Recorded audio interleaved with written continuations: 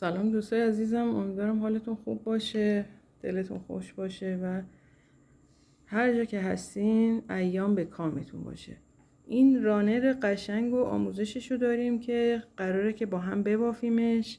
حالا خدمتتون میگم که آموزشش به چه صورت هستش.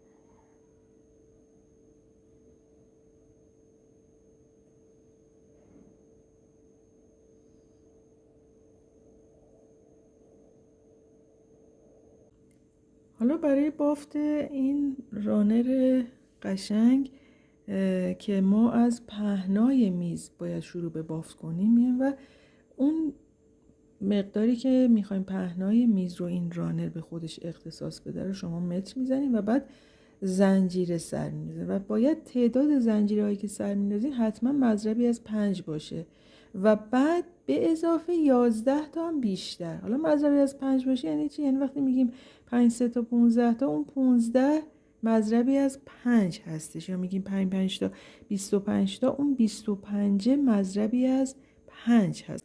حالا اینجا من برای آموزش یه مقداری کوچیک سر میندازم و خدمتتون نحوه بافتش رو توضیح میدم. الان من برای آموزش 25 تا دونه سر میندازم.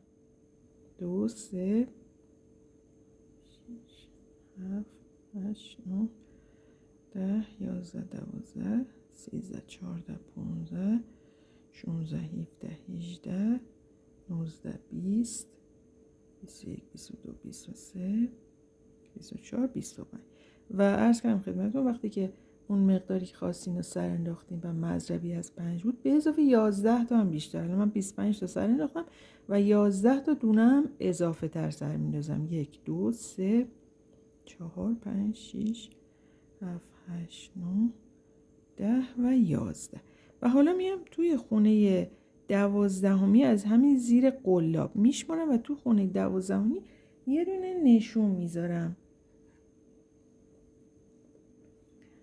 ببینید 1 2 3 4 5 6 7 8 9 10 11 و اینجا خونه 12 من هستش که میام و یه دونه نشون ندارم من فعلا، این کشو اینجا میذارم که بدونم خونه 12می کجا هست و گمش نکنم. و از بعد از این خونه 12می 6 تا خونه رو میشمارم میرم جلو و یه پای کوتاه میزنم تو خونه 6می. بعد از اینکه نشون گذاشتیم 1 2 3 4 5 و 6 تا اینجا میام و یه پایه کوتاه میزنم. بعد از اینکه این پایه کوتاه بافتیم بعدش 11 تا زنجیره میزنیم. 2 تا 4 تا 6 تا 8 تا 10 تا و اینم 11 و باز ببینید از اینجا که پای کوتاه زدیم و خونه بعدیش 1 2 3 4 5 و 6 تو خونه 6می میایم و یه پایه کوتاه میزنیم و مجددا 11 تا زنجیره میزنیم. 2 4 6 8 10 تا و اینم 11 و باز از بعد از این پایه کوتاهه تو خونه 6می یه پایه کوتاه باز میزنیم. 1 2 3 4 5 6 تا و مجددا 11 تا زنجیره میزنیم. 2 4 6 8 10 و اینم 11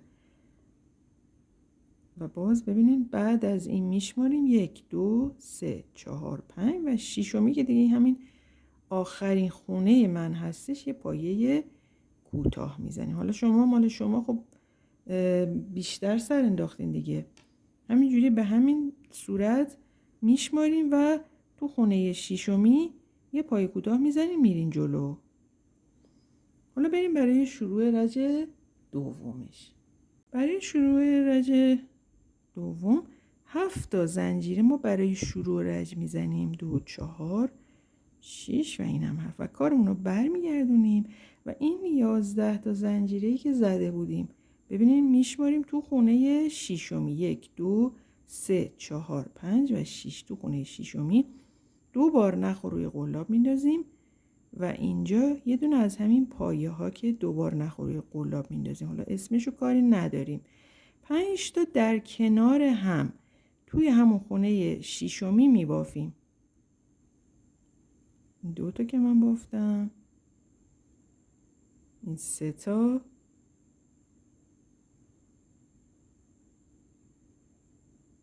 4 تا و این هم 5 تا. حالا بدون اینکه این زنجیره چیزی بزنیم، ببینیم باز 2 بار نخ روی قلاب میندازیم و میایم سر این یکی 11 تا زنجیره و تو خونه ششمی باز همین جوری 5 تا از این پایه ها که 2 بار نخ روی قلاب میندازیم میبافیم. 1 2 3 4 5 و 6. اینجا رو یک خونه 5 تا در کنار هم میبافیم. یه دونه، 2 تا، 3 تا، 4 تا و اینم 5میش. ببین کار ما الان به این صورت شد. و مجددا بدون اینکه زنجیره بزنیم اینجا تو این 11 تا زنجیره تو خونه ششمی 5 تا از همین پایه سوبلا میبافیم و این یکی هم همینجوری. حالا ببافیم، منم میبافم. خب دوستان ببینید الان من رسیدم به انتهای رج و وقتی که به انتهای رج رسیدیم میایم بعد خواستم نشونتون بدم که انتهای رج رو به چه صورت میبافیم. 4 بار نخ روی قلاب میندازیم، 1 بار، 2 بار، 3 بار و اینم 4 دفعه. الان چند تا ما نخ روی قلاب داریم؟ 1 2 3 4 5 تا. پس 4 بار نخ روی قلاب میندازیم و اینجا که نشون گذاشته بودیم قلاب رو میبریم، اینجا که نشون گذاشته بودیم قلاب رو میبریم و دیگه نشونمون هم بر میداریم و این پایه رو 2 تا 2 تا میبافیمش، از داخلش نخ عبور میدیم. و به خاطر چی اومدیم 4 دفعه نخ روی قلاب انداختیم؟ به خاطر اینکه این کناری کارمون ببینید به این صورت صاف در بیاد، مثل این ور اینجوری صاف در بیاد. حالا برای شروع رج سوم باز میایم 11 تا زنجیره میزنیم، 2 4 2 4 6 8 10 و 11 و کارمون رو برمیگردونیم و بعد ببینیم این وسط این دوتا یه دونه پایه کوتاه میزنیم و مجددا 11 تا زنجیره میزنیم و بین این دوتا اینجا یه پایه کوتاه میزنیم و باز 11 تا زنجیره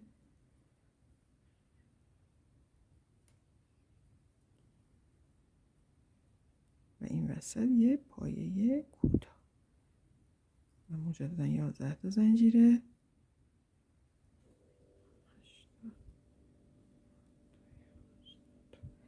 و حالا اینجا ببینید انتهای رج که رسیدی اینجا میایم و یه پایه کوتاه میزنیم و این رج سوم هم برای ما به این شکل تموم میشه و شکل میگیره. حالا برای شروع رج جدید باز مثل این سمت که اومدیم 7 تا زنجیره زدیم، ببخشید مثل این سمت که 7 تا زنجیره زدیم، 7 تا زنجیره میزنیم، 1 2 3 4 5 6 و 7.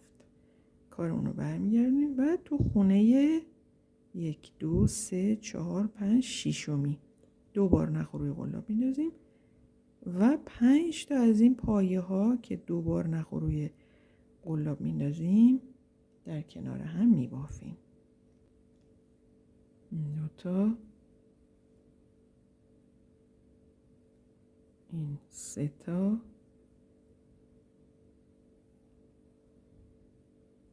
4 تا،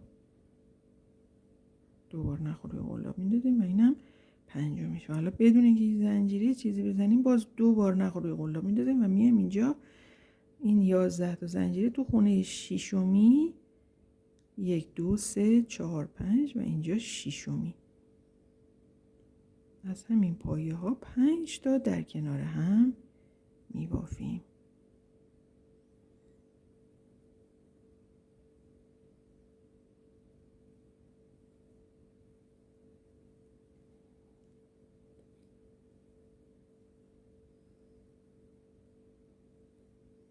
این صورت و بعد ببینین این کناره کارتون هستش و بعد اینا رو میبافیم. ببافی منم میبافم.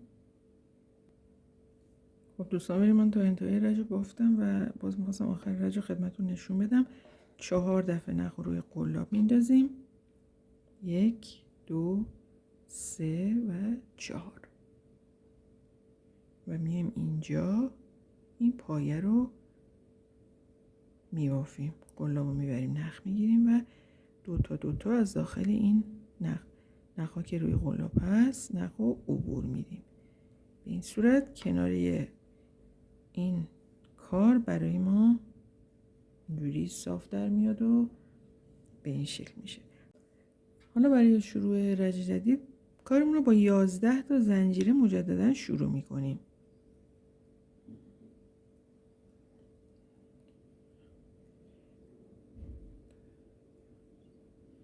کارمون رو برمیگردونیم و این وسط این دوتا یه پایه کوتاه میزنیم. پس ببینید این رجی هستش که ما دیگه همش 11 تا زنجیره میزنیم و پایه کوتاه میزنیم. ولی این رجی که میایم این پایه ها رو میبافیم، میایم یه طرفش رو با 7 تا زنجیره شروع میکنیم، یه طرفش هم با 4 بار نخ روی قلاب انداختن تموم میکنیم. توجه فرمودین؟ پس الان 11 تا دوباره زنجیره میزنیم، بین این دوتا یه پایه کوتاه. دوباره 11 تا زنجیره و بین این دوتا یه پایه کوتاه میزنیم.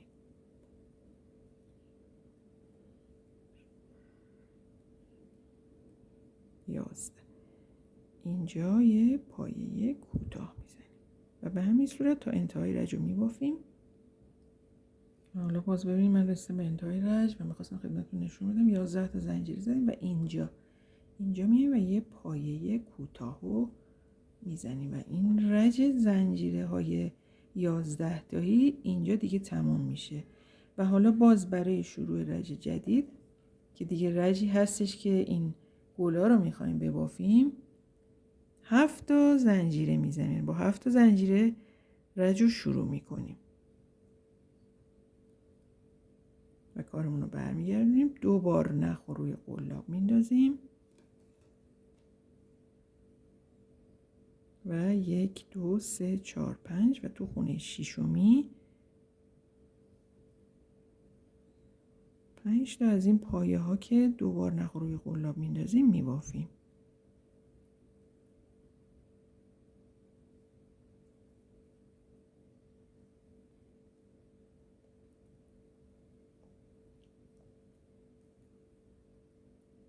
سه تا 4 تا و این هم 5 میشه. ببینید و باز اینجا دیگه بدون اینکه هیچ زنجیره بزنیم میایم سراغ این 11 تایی. تو خونه شیشمی 5 تا از این همین پایه ها که 2 بار نخ روی قلاب میندازیم میبافیم و دیگه تا اینجا رو میبافیم. وقتی که رسیدیم به انتهای رج میام خدمتتون میگم که باید چی کار کنیم. باز خب دوستان بریم، من تا انتهای رج بافتم و حالا دیگه اینجا که رسیدین 4 دفعه نخ روی قلاب میندازیم و به این قسمت این پایه رو میگیرین و میبافین. ببینید 1 2 تا 3 تا و 4 تا و میان اینجا بغل همین گلی که مال رج قبل نه رج قبل تر هستش، اینجا قلاب رو میبریم و این پایه رو طی 1 مرحله 2 مرحله 3 مرحله 4 مرحله و 5 مرحله میبافینش. ببینین به این صورت انتهای کارتون باید اینجوری صاف در بیاد. و باز برای شروع این رجی هستیم که الان باید زنجیره بزنیم. 11 تا زنجیره میزنیم و بعد به این وسط ها پای کوتاه میزنیم و به همین صورت تا اون مقداری که در نظر داریم میبافیم و حواسمون باشه وقتی که بافتمون تموم شد خواستیم بخار بدیم با فاصله این بافتمون رو بخار میدیم و اتو رو روی کار قرار نمیدیم و بعدم برای کناره هاشم یه چند تا منگوله درست میکنیم میزنیم، اگرم نخواستیم به همین صورت ساده. امیدوارم که این آموزش برای شما مفید بوده باشه و استفاده کنین و لذت ببرین. تا آموزش بعدی خدا یار و نگهدارتون باشه.